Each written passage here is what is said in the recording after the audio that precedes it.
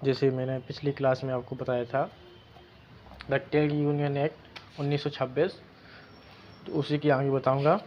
कहाँ तक आपको सेक्शन 9 तक बता दिया था कि सेक्शन में क्या होता है, रजिस्ट्रेशन ऑफ सर्टिफिकेट, यानी धारणों के अनुसार रजिस्ट्रार जब किसी ट्रेड यूनियन का रजिस्ट्रेशन करता है या रजिस्ट्रेशन करने के पश्चात एक रजिस्ट्रेशन सर्टिफिकेट जारी होगा, और सेक्शन 9 के अकॉर्डिंग ये रजिस्ट्रेशन सर्टिफिकेट एकमात्र प्रमाण होगा, यानी एविडेंस होगा, जो कि आपके व्यवसाय संघ का रजिस्ट्रेशन हो गया है। आगे बोलते हैं नेचुरल पर्सन, यानी कि नेचुरल पर्सन क्या होते हैं। तो स्वयं अधिकार प्राप्त होते हैं इनको और कुछ शर्तों के पालन के साथ, यानी आर्टिफिशियल लीगल पर्सन कौन से हुए, person who was right and duties, यानी अधिकार एवं कर्तव्य को धारण करने वाली इकाई व्यक्ति कहलाती है। केवल अधिकार व्यक्ति नहीं है, जैसे पागल के भी अधिकार होते हैं, उनके कोई कर्तव्य नहीं होते। तो जैसे रजिस्टर्ड ट्रेड यूनियन, ये अधिकार और कर्तव्य। तो अधिकार, इसके अधिकार धारा 20 में उपबंधित हैं, और जैसे प्रतिनिधित्व का अधिकार, राइट टू रिप्रेजेंट, जो रजिस्टर्ड होगा उनके अधिकार, यानी संपत्ति रखने का अधिकार। रजिस्टर्ड यूनियन को चंदा टैक्स फ्री होता है, यानी संविदा करने का अधिकार, पदाधिकारी संविदा कर सकते हैं, और पत्राचार और विचार विमर्श करने का अधिकार, कम्युनिकेशन वगैरह ला सकते हैं, और दंडित करने का अधिकार। पंजीकृत यूनियन को अपने सदस्यों का अनुशासनहीनता करता है तो उसे दंड देने का अधिकार उनको होता है। ट्रेड यूनियन का मेमोरेंडम होता है, और ट्रेड यूनियन को चंदा लेने का ढंग ग्रामीण से, शहरी से और मैक्रालियन से ले सकते हैं। जैसे पिछली बार बता चुका हूँ कि ट्रेड यूनियन एक्ट 1926, इसका उद्देश्य है कि ट्रेड में जो श्रमिक हैं वो यूनियन बनाकर काम करें।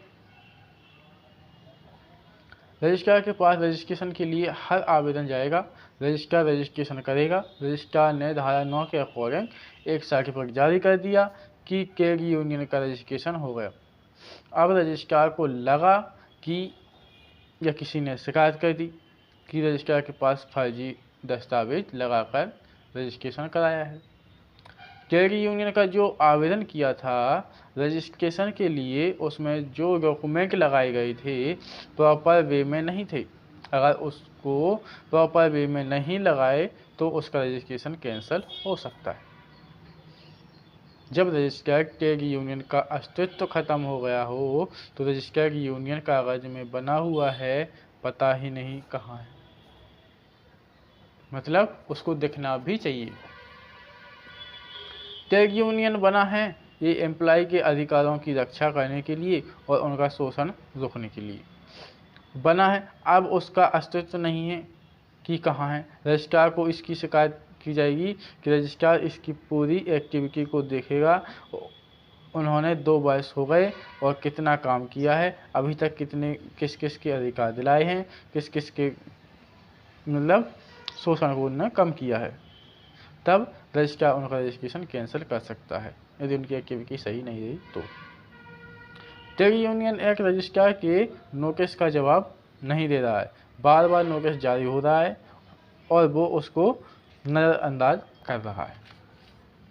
जब ट्रेड यूनियन मेमोरेंडम लगाया है, उस मेमोरेंडम से काम नहीं कर रहा है, एक नियमावली इसमें लगाई जाएगी जिसको रजिस्टर्ड ट्रेड यूनियन का संविधान कहा जाता है।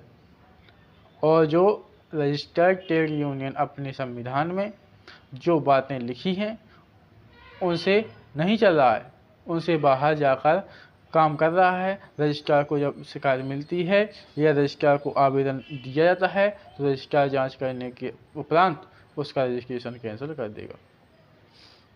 अगर ट्रेड यूनियन के 60% मेंबर इकट्ठे होकर के एक प्रस्ताव पारित करें, जितने हैं उस संख्या में हस्ताक्षर करके रजिस्ट्रार को सौंप दें, तो रजिस्ट्रार उस ट्रेड यूनियन को कैंसिल कर देगा। रजिस्ट्रार जांच करेगा कि हस्ताक्षर ओरिजिनल हैं या नहीं, क्योंकि 60% लोग नहीं चाहते कि एक ट्रेड यूनियन आगे चले। रजिस्ट्रार ने जो सर्टिफिकेट दिया धारा 9 के अकॉर्डिंग से दिए गए थे, वह उस सेक्शन 10 में वो वापस भी ले सकता है या रजिस्ट्रार कैंसिल कर सकता है। 9 में दिया और 10 में वो वापस ले सकता है। रजिस्ट्रार ने या तो रजिस्ट्रेशन करने से इनकार कर दिया है, या आपका रजिस्ट्रेशन सस्पेंड कर दिया है, या फॉर्म वापस कर दिया है। अब सेक्शन 11 कहती है कि आप अपील में जा सकते हो। आपको लगता है कि गलती हुई है, तो भी पक्षकार यहाँ पर असंतुष्ट होगा तो अपील में जा सकता है। सेक्शन 11 के अकॉर्डिंग उस आदेश की तारीख से 60 दिन के अंदर अपील कर सकते हैं। उसके बाद यदि आप जा रहे हैं तो अपीलीय अधिकारी को उसका कारण देना होगा, एक रीजनेबल कारण देना होगा। यदि वह संतुष्ट होता है तो ले सकता है, अन्यथा वापस कर सकता है। 60 दिन के अंदर ट्रेड यूनियन के पदाधिकारियों की मदद से अपील कर सकते हैं। अपील कहाँ होगी? ये आपको अपीलेंट कोर्ट में। अकॉर्डिंग टू सेक्शन 11, अगर उस ट्रेड यूनियन का हेड ऑफिस महानगर में है तो हाई कोर्ट में अपील होगी। अगर उस ट्रेड यूनियन का हेड ऑफिस महानगर में नहीं है तो लेबर कोर्ट, ट्रिब्यूनल्स, लेबर या अपीलीय ट्रिब्यूनल में अपील होगी। जहां पर प्रधान कार्यालय ऐसे स्थान पर है जहां समुचित सरकार ने किसी सिविल न्यायालय को अपीलीय न्यायालय घोषित कर दिया हो, वहां पर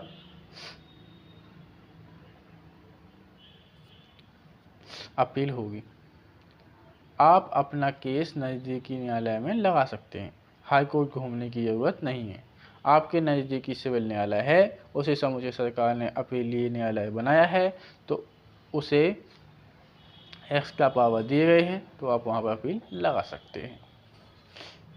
सेक्शन 11 के अकॉर्डिंग अपीलीय न्यायालय अपील को खारिज कर सकता है या रजिस्ट्रार को आदेश दे सकता है कि वो रजिस्ट्रेशन को, अगर रजिस्ट्रेशन कैंसिल कर दिया है तो वह उसका कारण दे। सेक्शन 11(3) में वर्णित है कि अपीलेंट न्यायालय और सिविल मामले में किसी भी पक्षकार को गिरफ्तार करने का आदेश नहीं होता है, और सिविल जेल पक्षकार के खर्चों पर ही होती है। जेल 2 होती है, एक सिविल जेल, एक क्रिमिनल जेल। सिविल जेल जो पक्षकार उनको जेल भेजना चाहते हैं, कितना खर्चा करना है कर लो, उसके बाद जेल हो जाएगी। पहले पेंसिल्वेनिया श्रीनगर के लिए हाई कोर्ट अपील किया, इसके बाद अपीलेंट कोर्ट में अपील किया, इसके बाद सिविल न्यायालय में अपील किया। पहला छोड़कर 2 आदेश से अगर आप व्यथित हैं तो सीधे उच्च न्यायालय जाएंगे। जो नीचे 2 न्यायालय दिए हैं उनसे भी संतुष्ट नहीं है तो आप हाई कोर्ट में जा सकते हैं। ट्रेड यूनियन की मेंबरशिप, यानी ट्रेड यूनियन की मेंबरशिप कैसे ली जाती है या कैसे ली जा सकती है, इसके सदस्य कौन कौन से होते हैं? ट्रेड यूनियन एक्ट 1926 सेक्शन 21 ये मेंबरशिप के बारे में बात करती है। इसके अनुसार सदस्यता 15 वर्ष की आयु से ली जा सकती है, लेकिन ट्रेड यूनियन के कर्मचारी हैं, पदाधिकारी हैं, इसके लिए 18 वर्ष होनी चाहिए। किसी भी प्रकार से भेदभाव नहीं होगा, चाहे वो स्त्री हो चाहे पुरुष, दोनों को समान रूप से मेंबरशिप दी जाएगी। मेंबरशिप की सदस्यता कैसे दी जाएगी ये एक्ट में नहीं बताया। एक ट्रेड यूनियन के मेंबर्स मेमोरेंडम में शामिल है, यानी मेंबरशिप के लिए चंदा कैसे लिया जाएगा। ग्रामीण क्षेत्रों के लिए 1 रुपये प्रति वर्ष, शहरी क्षेत्रों के लिए 3 रुपये प्रति वर्ष दिया जाएगा। ट्रेड यूनियन के नियमों को फॉलो नहीं करता है तो नेचुरल जस्टिस का पालन करते हुए तो सहायता से ये निष्कासित किया जा सकता है। यदि सदस्यता से निष्कासित किया गया है तो इस नियम में या इस एक्ट में नियम भी व्यवस्था की गई है। इस प्रकार से हमने बताया आपको कि जो ट्रेड यूनियन होता है इसमें एक चैप्टर रह गया है कलेक्टिव वार्निंग, तो उसके बाद फिर से न्यू एक्ट आने वाला है कारखाना अधिनियम 1948, तो इसको भी फिनिश कर देते हैं, थोड़ा सा है। तो कलेक्टिव वार्निंग क्या होती है कि management director in collective warning आने से पहले किन किन बातों का ध्यान रखना चाहिए, प्रबंध के लिए क्या पॉलिसी होना चाहिए, उनको एक रीजनेबल पॉलिसी बनानी पड़ेगी और उस लेबर पॉलिसी से वह काम करेगा। लेबर पॉलिसी मतलब कब बोनस देना है, कितने घंटे काम करना है, ओवर टाइम का क्या रेट होगा, कब कब एम्प्लॉयमेंट लगाना है, यह एक पॉलिसी बनी हुई है। उस पॉलिसी में या उस पॉलिसी से काम करते हैं तो कोई बात नहीं, लेकिन यदि पॉलिसी का वायलेशन करते हैं तब वहाँ पर कलेक्टिव वार्निंग काम करेगा। पॉलिसी में संशोधित कर सकते हैं, पुनः अवलोकन या रिव्यू भी कर लो, यानी समय समय पर अपडेट होता रहेगा। ट्रेड यूनियन को मान्यता वह उद्योग संस्थान या एम्प्लॉय देगा, हम आपको यहाँ इसको मान्यता देंगे, ऐसा वो कहे।